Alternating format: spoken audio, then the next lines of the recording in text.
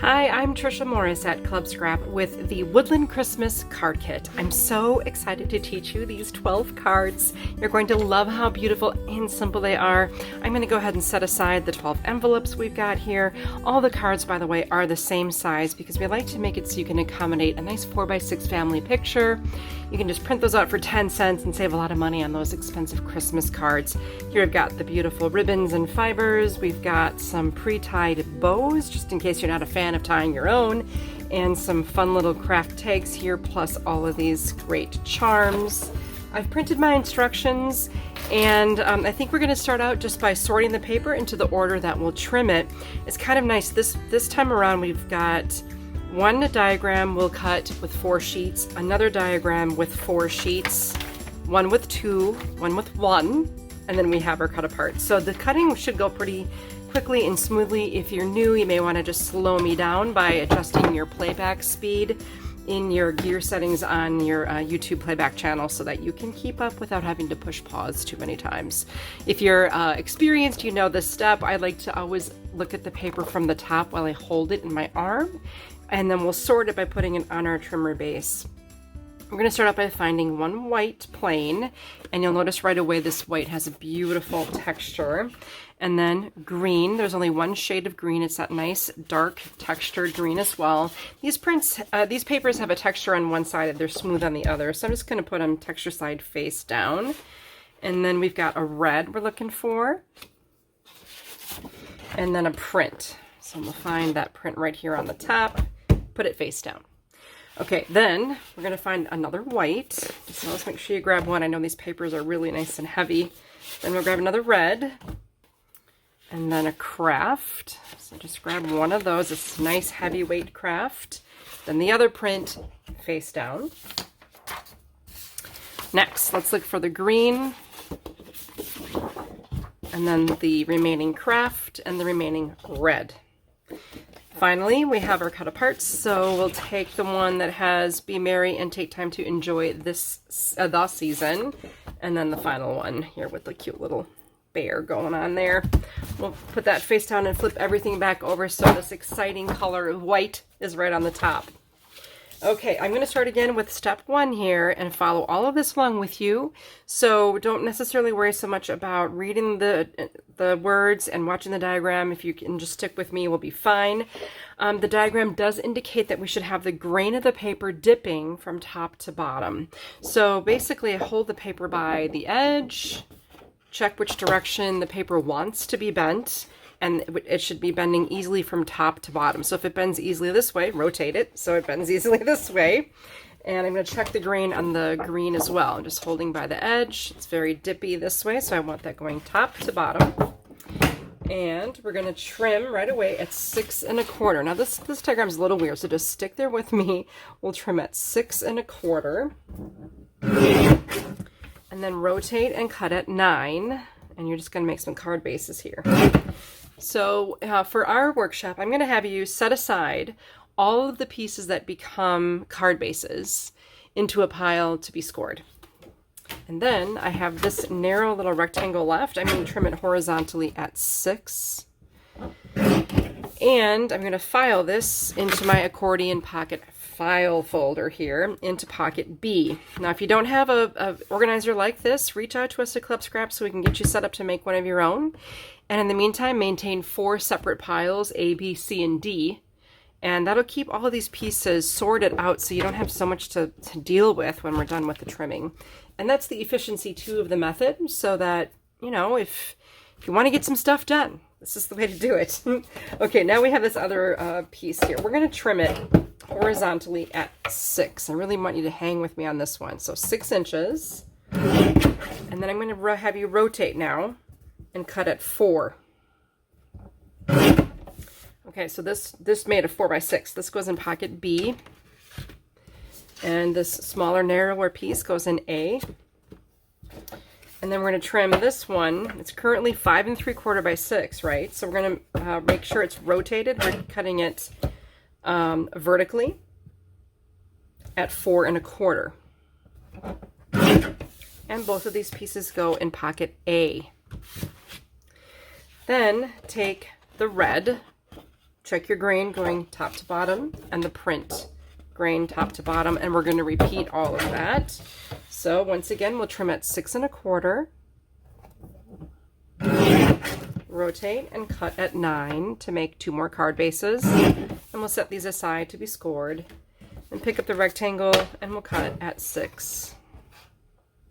And this is going to go in pocket B with the other. Got a couple little scraps here. You can just, throw those away. And now with this wide piece, we're going to do the trim at 6, and then rotate and cut at 4. And then this larger piece goes in pocket B, and then the smaller in A. This next one, make sure you rotate it so that the width on your trimmer is going to be 5 3/4 at the top here. And we're going to cut at 4 1/4.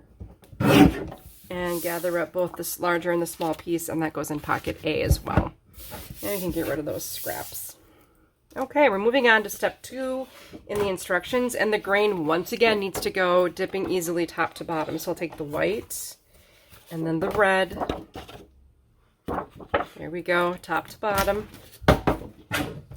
And we'll trim at 11 and 6 1/4. This large piece will be set aside to be turned into a card base. We'll score it later. Then the other larger piece, I'm going to have you trim horizontally at 11, 8 1/2, 5 3/4, and 3. I'll leave that pile right where it lands so we can sort through it together. This piece you ended with goes in pocket B. And pick up the next 2 pieces, the red and the white. That goes in C. Then the next 2 pieces we'll trim horizontally at 4 1/4.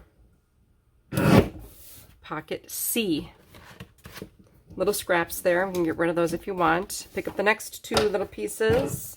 We'll trim this horizontally at 4. And that also goes in pocket C. You have some more little scraps. These little guys are scraps too. If you want, you can put those in D. And the same is true for these long strips. Those you can put in D for decorating potential later on, if you would like them. Okay, now we're going to move on to the craft. And this is the same cutting diagram again. So your paper needs to bend easily from north to south, from top to bottom. Same is true for the print. And we'll cut at 11 again. 11 and 6 1/4. Make sure you're stabilizing firmly so this paper doesn't move.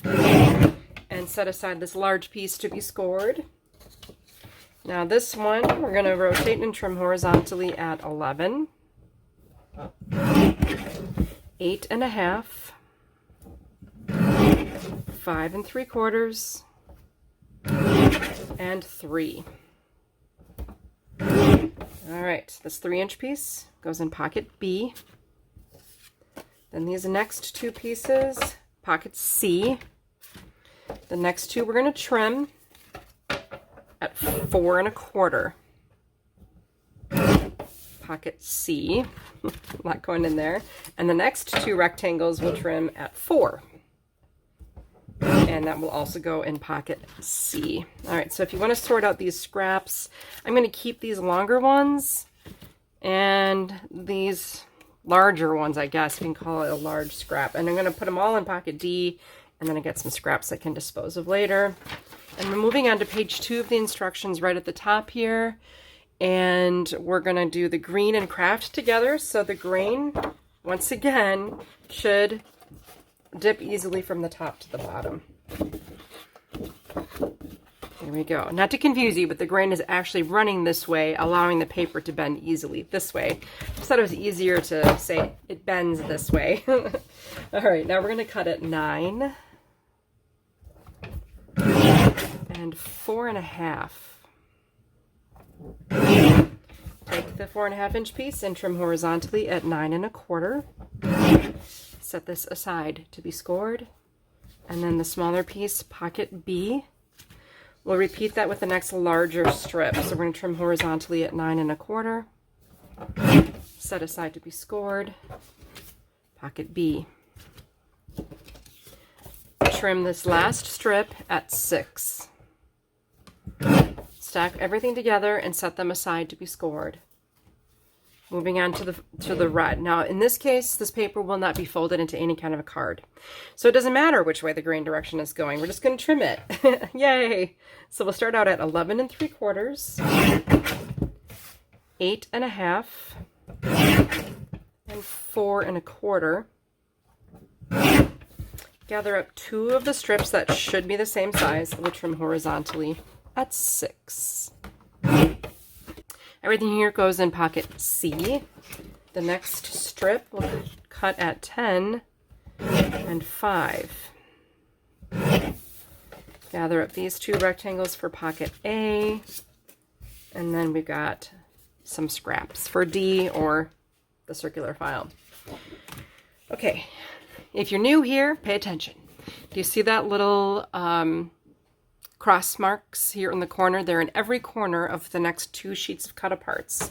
So what I'm going to have you do is just line that up with the edge of your blade on your trimmer and remove that little extra. And when it's properly done, you will end up with a 12 by 12. So just go around the perimeter of the sheet and trim it down to a perfect 12 by 12. And you repeat that for the second sheet as well.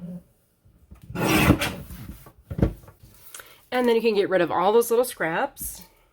And we'll begin back with this sheet that says Be Merry. And we're going to place this into the trimmer so that Merry Christmas to You is on the right side here as shown. And you can always look in the diagram as well. This is the orientation you should put the paper in if you're following these trimming instructions. Okay, so our first cut will be at 9 1/4. And then 4 3/4. Now we'll rotate, and as a rule, you'll always take the smallest pieces off the end first. So I'll cut at 11, 8 1/4, 5 1/2, 2 3/4. And gather up the 4 pieces that are the same size, and those are going to go in pocket C. And there's going to be just some pieces they're optional pieces of artwork that would have been scraps in my original plan. And Jacqueline just adds a little art to them. For now, we'll put them in D. And then on this strip, once again, make sure Mr. Bear here is on the right. That little cute little rabbit singing. We'll trim at 10, 7 1/2, 5, and 2 1/2. Gather up all of these little strips here. All 4 that are the same size go in C again, and then these are optional. He's so cute. I love him. I'm going to put that in D for now. Okay. Then we have this last strip. We'll trim in any direction as long as it's horizontal at 9, 6, and 3. Gather these up, and they all go in pocket B. Pick up the final sheet. We'll place it in the trimmer so that these little objects in the upper left corner here, got an owl in the center, deer down here at the bottom, or an elk. We're actually going to take a small scrap off the end by trimming at 11 3/4, 7, and 4. All right, rotate, and we'll trim at 9 3/4, 7 1/2, 5 1/4, and 3. Once again, these objects can go in pocket D and used at your discretion. And then we have 4 pieces the same size going into pocket B. The next strip will trim on all the numbers divisible by 3. So that's 9, 6, and 3. Gather up all of those pieces, pocket A. Next, we will trim again on the numbers divisible by 3. So that's 9, 6, and 3 again. Okay, all of these go in pocket A. And I am thrilled to tell you that we are now ready to do some scoring. So I'm going to swap out my paper trimmer for a score pal and grab that stack of papers we set aside earlier. I'm going to tackle all these pieces in the order that they landed, and the pieces at the top of the stack, you should have 4 of these strips that are 3 by 6, and I'm going to score these horizontally at 5. So I'm just basically creating a 1-inch tab, 5, and then when you have the textured paper, place it into the score pal with the texture side facing up. And then these are all going to be used in set C, so I'll just put them in the pocket. For these next ones, I'm going to score these, place them in the score pal so that the 9 1/4 is up here, and score at 6 1/4. It's going to make a little flap. Same with the texture side up, scoring at 6 1/4, 6 1/4, and 6 1/4. And these are used in set C also, so I'll put those in the pocket here. My folder is filling up nicely. The next large pieces, these are 12 inches long. We're going to score this one at 4 1/4 and 8 3/4. 4 1/4, 8 3/4. Texture side up, 4 1/4, 8 3/4. Same here, texture side up.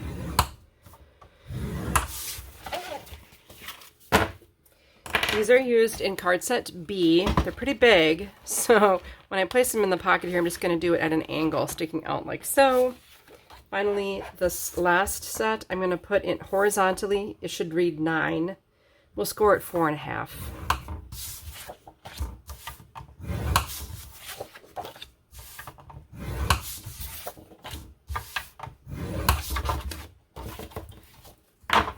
This is the base for card set A. And we're done scoring. Okay, first I'll begin by taking everything out. Now that I have it all in, take it out of pocket A, and you'll want to sort everything you have in that pile by size. And if you'd want, you can certainly take the scored card bases and situate them so the bump of the score will always be on the inside of the fold when you make your crease. And I'll just do that for all 4 of my cards. And if you like a nice burnished fold, you can just stack everything up and then burnish on each side of the stack, and that's going to give you a nice crease for all 4 of your cards, kind of a big time saver. And then we'll situate the cards in the order that will distribute all of the pieces. So let's begin with the print and then the white. We're going to have a vertical green and vertical red. Okay, so then I can come through with the next largest piece and distribute those colors around. So I'm going to layer the print with green, put red on the white. We'll put a white on the green and the print on the red. Then we have these wider strips. So I'll go plain white here and print red and green. Does it matter how you distribute these colors? No. I've just gone ahead and sort of planned it out so each color would be represented. So red, green, print, and white. Now on these 2 vertical cards, we're going to add a red panel. Then we've got wishing you a happy Christmas on the horizontal, peace, enjoy this holiday season on the vertical. For the inside, it's not how much we give, and the horizontal has the Christmas magic.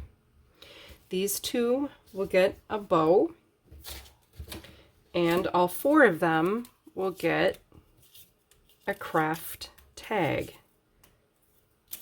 These 2 here, instead of a bow, they're going to get the little charm.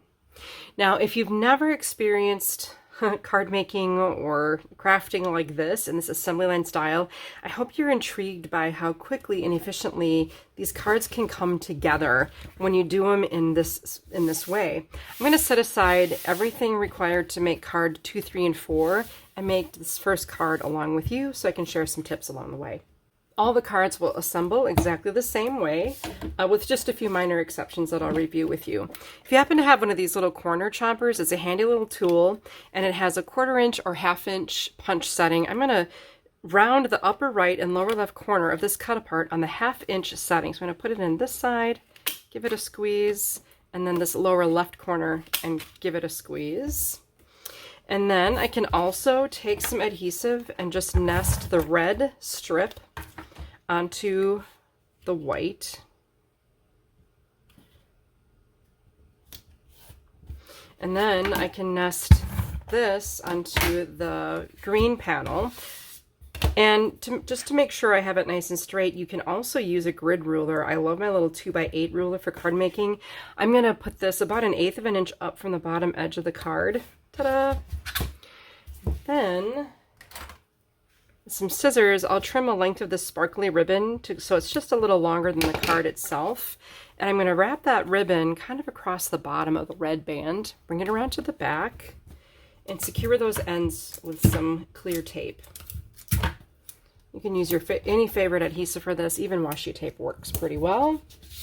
So now I have this ribbon running across the bottom, and I'm ready to adhere it to my folded card base. Just make sure that you can open it from the correct direction. Nice. Okay. So then we have this guy kind of going at an angle, and the reason for the angle is so that I can go back and add my bow. And I'm going to show you a little trick with the bow. And I have to confess something to you. When I ordered them, I thought they were going to be a lot smaller.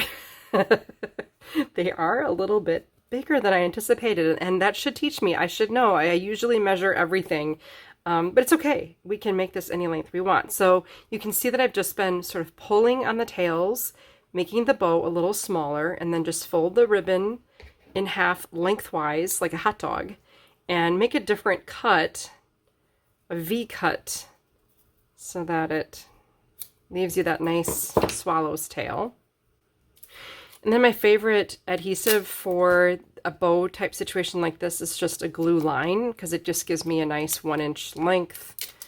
I use the 1-inch lines, and then I can just add that to the card in the corner. Isn't that sweet? Quick and easy. Now on the inside, you can also, if you wanted to, you could round corners.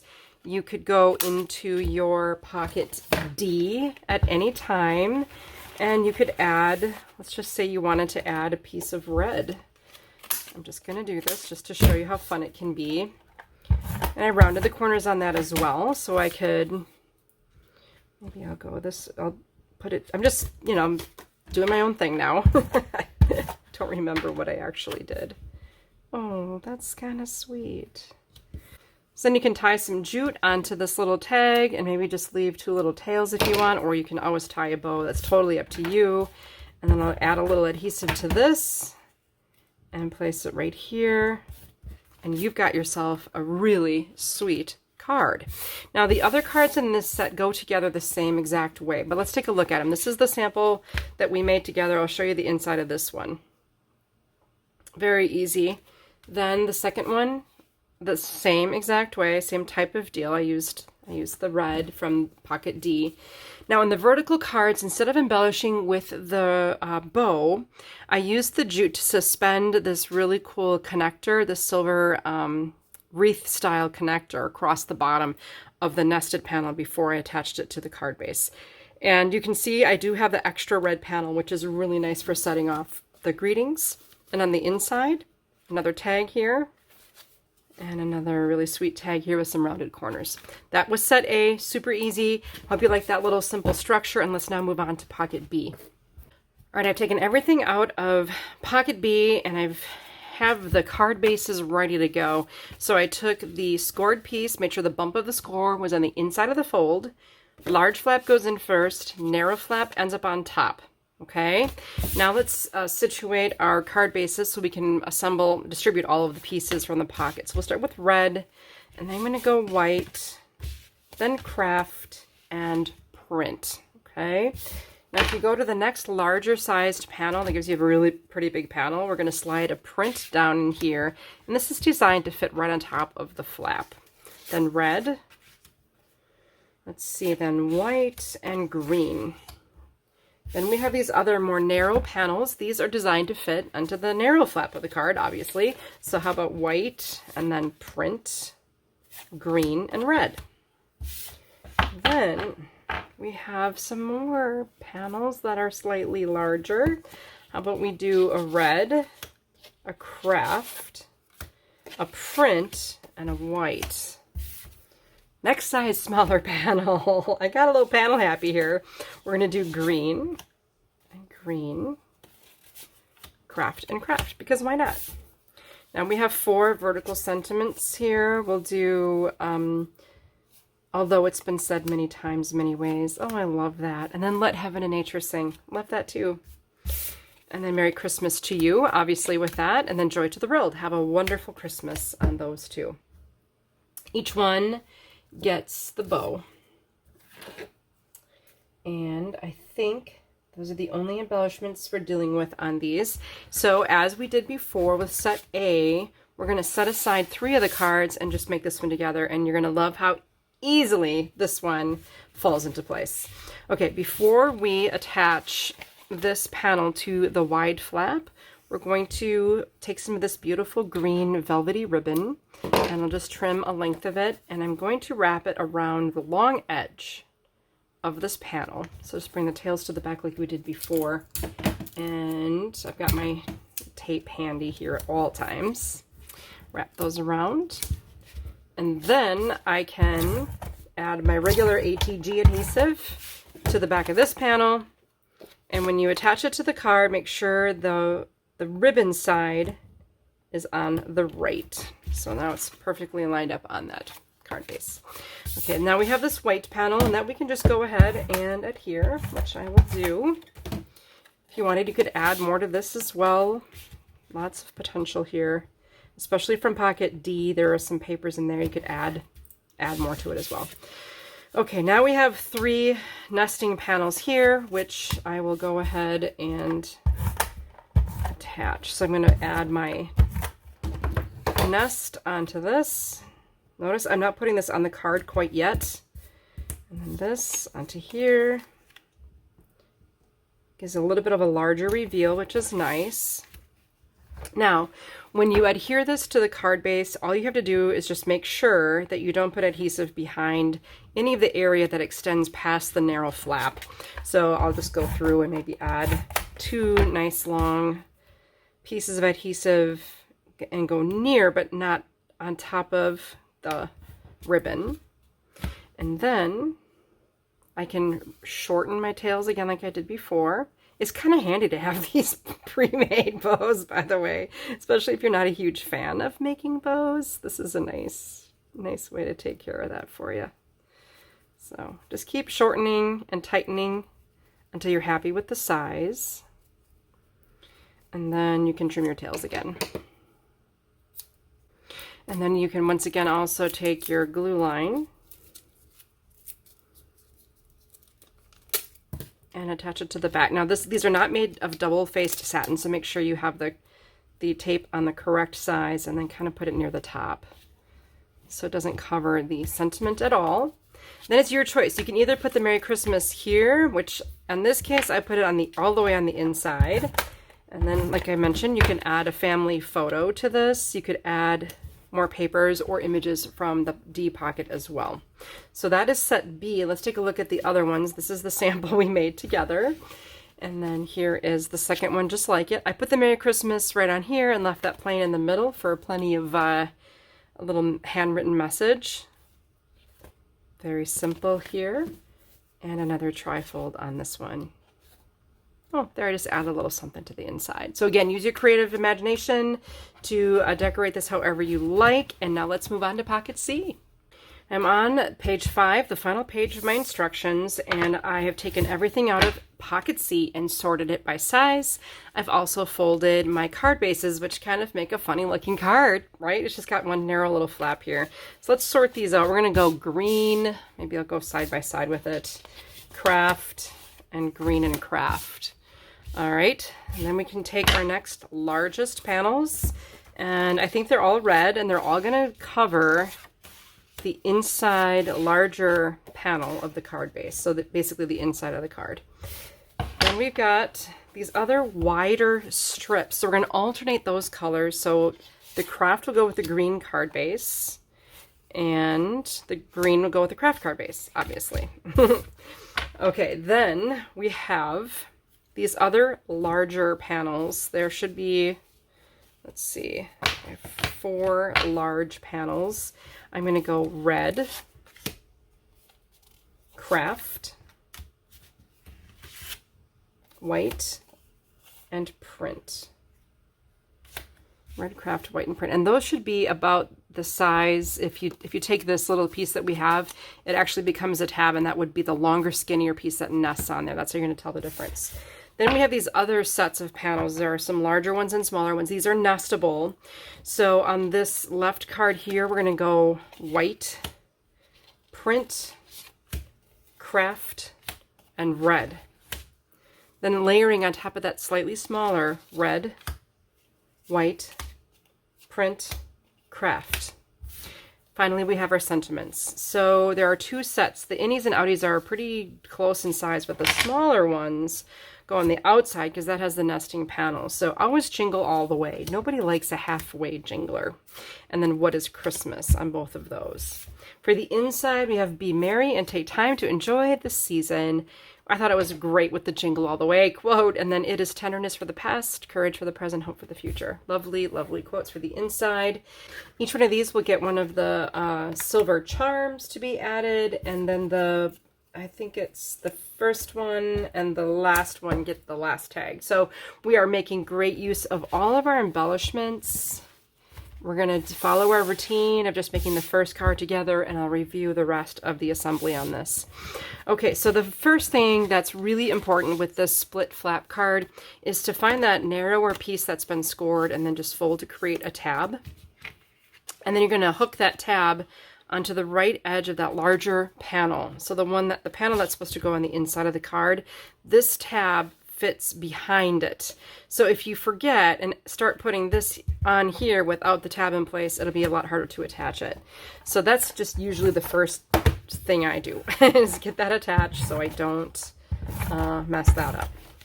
And then I will center this on the inside of the card. Make sure that the narrow flap is on the right, or this wide one, and then this one is on the left. So it's going to lay on top of it like so. Now, if you wanted to, and this is not required, but you could, if you wanted to, round the corners. So let's say you wanted to round the corners of this little narrow flap. I'm going to do something different. I'm going to go 1/4 inch on my round. So this is the 1/4 inch side. So I'm going to round my little flap coming out from the left and from the right. And that looks lovely. Don't you agree? Okay, well then I have a panel that's going to nest, so I need to follow through. I'm just going to round the 2 corners on this panel, but not attach it yet. And then the jingle, I'm going to round the left corners of that. And I am going to nest this. I've got this adorable little charm. And you can either use the jute that we've included, or if you happen to have some linen thread, I love just having a stash of waxed linen thread laying around because it's just such a practical thing to have. You can just thread it through each end of the charm. And if you wanted to, you could do it kind of like a luggage tag style, or you could do just a simple knot on the end to hold it. Or you can just loop it around. I'll leave that up to you. I'm just going to tie these pieces onto the charm first. The charm does have a right or wrong side. I'm going to make sure I got my nice right side up here. And I'm going to place it kind of where I want it to be. And I'm going to wrap these ends around to the back, just like I've been doing, and secure them with some tape. And then I'm going to do the same thing kind of on the other side, just so I can sort of see that cord wrapping. I love that. Isn't that elegant? And I don't think it's going to give you any trouble at the post office either. It's a nice low profile, but if you find that it's too tedious to attach it, you know, just skip it. It's okay. And then I can nest this on here. And be careful when you add the inner sentiment, test it first for orientation, and then you can round the corresponding corners. if you want to put this on the wing. You could also add it here if you wanted to. I chose to add it to the flap, and that gives you a nice little spot to sign your card. Maybe put a little handwritten greeting. And then you also have these bad boys, so I can take my corner chomper and once again just do 2 corners. These again I'm doing on the 1/4 inch setting, or it could be the 1/2 inch. They're your traditional like old corner rounding punch. I have my one from 1994 when I started scrapbooking, and that's a 1/4 inch radius. I do like it. It's very gentle. And then the 1/2 inch radius is just a little bit larger. Lovely. Now if you want, you can add some ribbon to this and attach it to the inside of this flap to finish it off. You could move Merry Christmas over here, however you want to do it. Take your creative license. Now here's the finished sample, the one with the elk, and the 1/2 inch setting on the round, which looks very nice also. And then we have another one like it. Same thing, no tag on this one. Here on the horizontal, I moved the location of the charm so that you could just kind of see that waxed linen thread. So again, this is something I added from my stash. You could also use the jute as well, just whatever is your preference. I find that the linen is just really easy to work with. And this final one just goes out on the left corner here. You can do it, again, wherever you wish, and it's completely optional. These cards turned out great. I hope yours did too. And I hope you get a wonderful head start on all of your holiday card making. And if you like this theme, be sure to check out our page kit. We've got a beautiful set of 8 holiday themed pages for you to make, and I'm happy to make them with you. So I'll see you soon back in class.